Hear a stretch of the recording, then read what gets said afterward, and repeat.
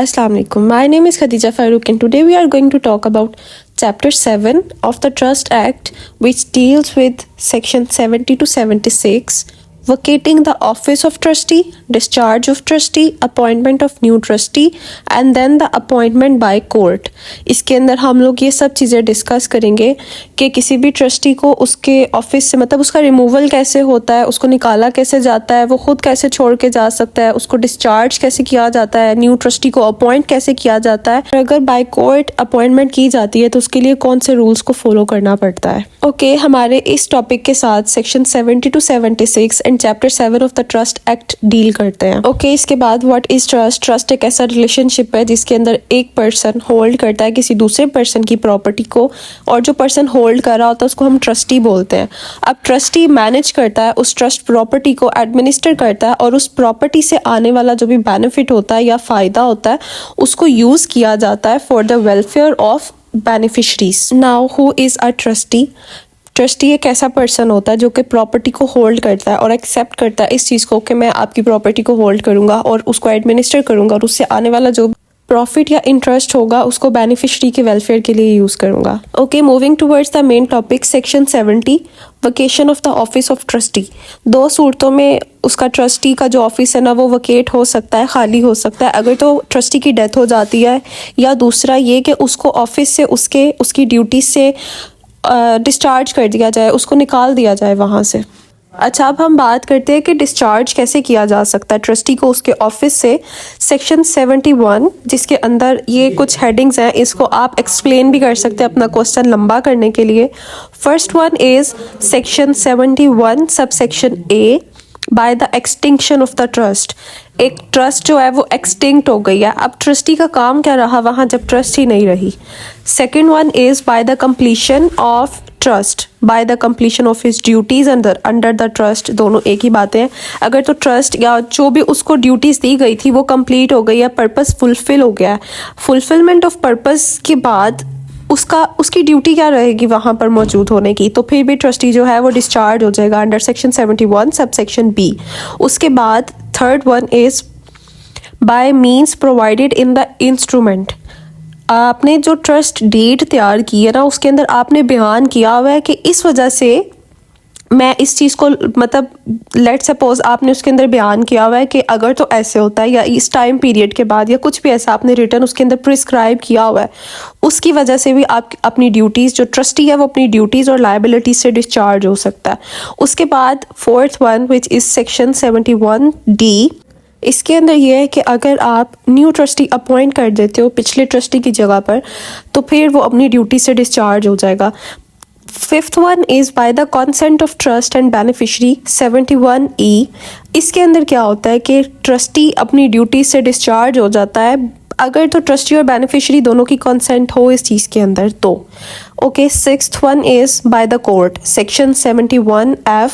इसके अंदर क्या होता है कि कोर्ट आपको डिस्चार्ज कर देती है whether by your own will या फिर कोर्ट की अपनी मर्जी, लेकिन आपको आपके ऑफिस से डिस्चार्ज कर दिया जाता है, आपका ऑफिस वकेट हो जाता है, खाली हो जाता है। Okay, next one is section 72 petition for discharge. इसके अंदर पिटिशन कौन दायर कर सकता है, पिटिशन कहाँ पर दायर की जाती है और सर्कमस्टांसिस क्या होते हैं। सबसे पहले तो ट्रस्टी जिसने डिस्चार्ज करवाना है खुद को वो कोर्ट के पास जाएगा पिटिशन लेकर के भाई मैंने अभी तक अपनी ड्यूटीज़ फुलफिल नहीं की जो मुझ पर आयद की गई थी, लेकिन मैं इस ट्रस्ट में से डिस्चार्ज होना चाहता हूँ। और वो कहाँ पर ये पिटिशन फाइल करेगा, principal civil court of original jurisdiction जो उस वहाँ पर लाई कर रही होगी, वहाँ पर कि मुझे इसमें से निकलना है, मुझे नहीं इसके अंदर और कंटिन्यू करना अपना काम। अब कंडीशंस क्या होंगी उसके डिस्चार्ज के लिए। सबसे पहले तो सफिशेंट रीजंस देनी पड़ेंगी उसको कोर्ट को कि भाई ये रीजंस हैं, और कोर्ट उस चीज़ को वैलिड करार दे कि हाँ भाई ये जो रीजंस इसने दिए हैं ये वैलिड हैं और इसकी वजह से हमें भी लगता है कि ठीक है इसकी मजबूरी है, या तो ये डिसेबल हो गया है कि वो अब अटेंशन नहीं दे सकता ट्रस्ट एडमिनिस्ट्रेशन को, या फिर मतलब बीमार हो गया, बहुत सीरियस किस्म का बीमार हो गया कि वो कंटिन्यू नहीं कर सकता, तो कोर्ट उसको डिस्चार्ज कर देगी और डायरेक्शन देगी कि उसके जितने भी कॉस्ट या पे होने वाली चीज़ें उसकी रहती हैं उनको पे आउट किया जाए फ्रॉम द ट्रस्ट प्रॉपर्टी। और उसके बाद अगर तो कोर्ट को लगता है कि जो इसने रीजंस दी हैं दीज आर इनसफिशिएंट और इनवैलिड, तो जो डिस्चार्ज है उसको डिले कर दिया जाएगा until the proper person is found. और जो ट्रस्ट प्रॉपर्टी होगी उसको तब तक फर्स्ट ट्रस्टी के पास ही रखा जाएगा जब तक न्यू अपॉइंटमेंट नहीं हो जाती उसकी जगह पर और कोई ठीक बंदा नहीं मिल जाता उस ट्रस्टी की जगह पर।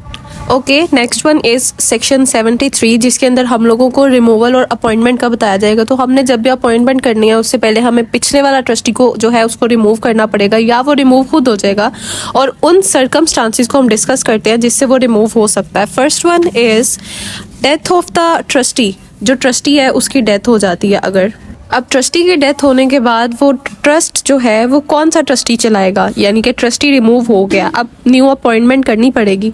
या फिर डिस्क्लेमर बाय ट्रस्टी, जो ट्रस्टी है वो डिस्क्लेम कर देता है कि मैं अब ट्रस्ट को और कंटिन्यू नहीं कर सकता एज अ ट्रस्टी, तो मैं ख़त्म कर रहा हूँ अपने आप को, मैं डिस्क्लेम कर रहा हूँ इस ट्रस्ट का ट्रस्टी होने से। एब्सेंस फ्रॉम पाकिस्तान, अगर तो trustee for continuous period of 6 months absent रहता है पाकिस्तान से तो वो ट्रस्टी नहीं रहेगा, उसको रिमूव कर दिया जाएगा। डेक्लरेशन एज इंसॉल्वेंट, अगर तो ट्रस्टी इंसॉल्वेंट हो गया है तब भी उसको डिक्लेयर कर दिया जाएगा कि वो रिमूव हो गया, वहाँ रिमूव कर दिया जाएगा वहाँ से। रेजिडेंस अब्रॉड, अगर तो वो ट्रस्टी बाहर के मुल्क सेटल हो जाता है, बाहर के मुल्क चला जाता है, रहने लग जाता है, रिसाइड कर लेता है वहाँ पर, तब भी वो यहाँ से रिमूव हो जाएगा एज अ ट्रस्टी। उसके बाद अगर तो वो अनफिट हो जाता है to be a trustee of the trust, वो नहीं कंटिन्यू कर सकता उन ड्यूटीज़ को जो उसको सौंपी जाती हैं, तब भी उसको ख़त्म कर दिया जाएगा। या फिर वो एक इनकंसिस्टेंट ट्रस्टी बन जाता है, यानी कि वो अपना काम कंसिस्टेंटली परफॉर्म नहीं करता, या वो इनकैपेबल हो जाता है to act in a trust, या फिर वो खुद डिज़ायर करता है इस चीज़ की कि उसको ट्रस्ट से रिमूव कर दिया जाए, तो तब भी उसको रिमूव कर दिया जाता है। ये सर्कमस्टांसिस हैं जिनके अंदर कोई भी ट्रस्टी रिमूव कर दिया जाता है under section 73। Next one section is section 73। हमने हाफ पोर्शन पढ़ा था, रिमूव कर दिया हमने, अब हमने अपॉइंट करना न्यू ट्रस्टी।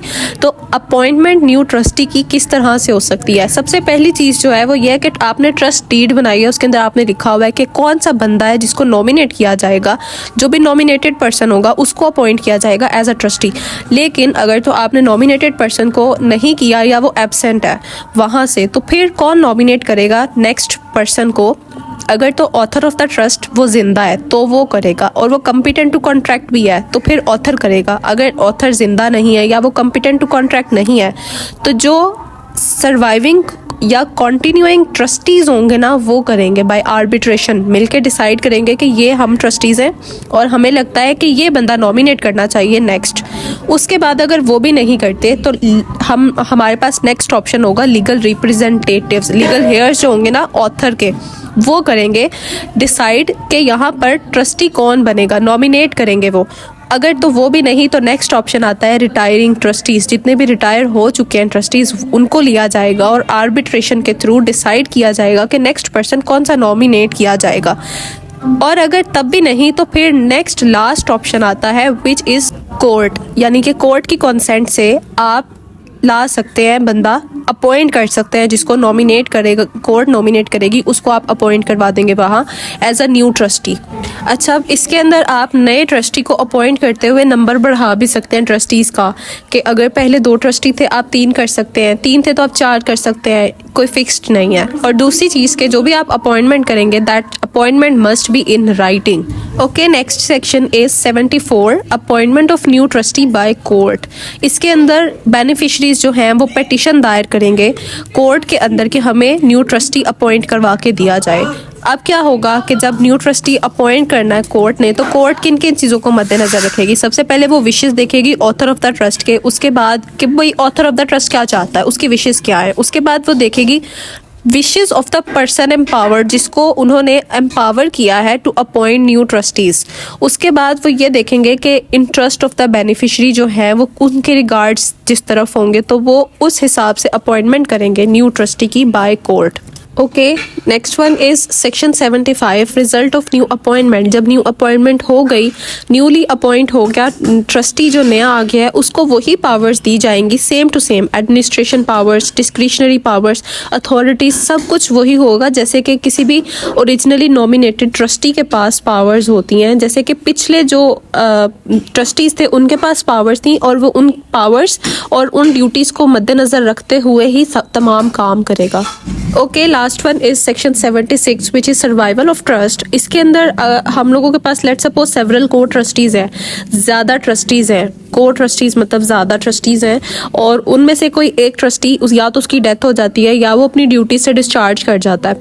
अब क्या होगा कि जो बाकी की ट्रस्ट प्रॉपर्टी है वो पास आउट कर जाएगी उन तमाम ट्रस्टीज़ के पास जो कि सर्वाइवल ट्रस्टीज़ हैं, जो कि मौजूद है वहाँ पे, कॉन्टिन्यूइंग ट्रस्टीज़ हैं। अब क्या होगा कि या तो वो इस तरह से सिंपली पास आउट कर जाएगी या फिर ये उस तरह से पास आउट की जाएगी जिस तरह के ट्रस्ट डीड में बताया गया होगा या ट्रस्ट डीड में डिसाइड किया होगा कि अगर किसी एक ट्रस्टी की डेथ हो जाती है तो बाकी क्या करेंगे। फिर ये उस तरह से एक्सप्रेसली डिक्लेयर किया होगा अपने ट्रस्ट डीड के अंदर। It was all about today's lecture. आप लोगों को कुछ भी समझ नहीं आया तो you can ask me in the comment section, और अगर आपको इसके टॉपिक के ऊपर नोट्स चाहिए तो you can contact me further. Thank you so much.